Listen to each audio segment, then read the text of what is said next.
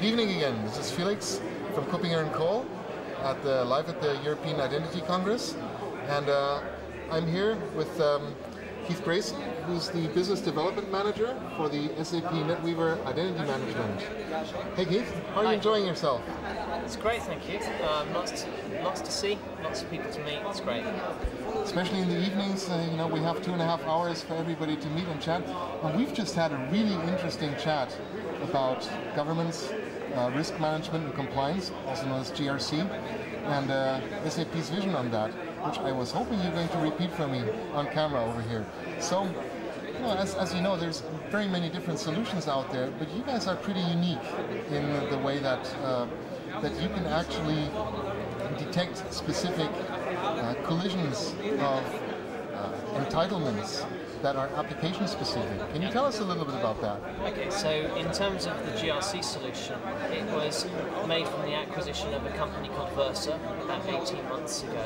And their solution is really unique because what they can do is that they have knowledge of the actual embedded application, so that they can pick up the business risk that would be associated with somebody having maybe two different types of transactions across the same set of data objects. So a typical example would be that it can pick up from the application layer when somebody is capable of, say, creating a supplier, and then after that, sometime later, they ask for a permission that allows them to then pay the supplier. And so that actually involves knowledge of the underlying application and business rules that define that this ends up being a risk, and that we can have some controls and define some controls to address that risk. Now, I would assume that this would only be true if you're talking about, let's say, specifics in SAP itself. Now, what if you are in a heterogeneous environment where an organization might be using SAP together with, say, an Oracle application? That's probably not going to work then, would it? Choosing a completely random example. Okay, so it would absolutely work, because remember, this is around developing a broad framework for developing business rules. And the way that SAP typically works in those sorts of areas is that we partner up with various companies. So in this particular area, we have a partnership with a company called Greenlight, who absolutely can create that set of business rules that has knowledge of the underlying other applications in the ERP space, so that we can actually detect when there are risks across multiple different vendor products in any given business process.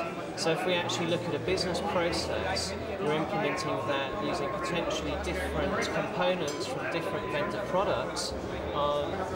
What we want to do is to make sure that we're detecting those business risks as they move across each of those different vendor products in that service-oriented architecture.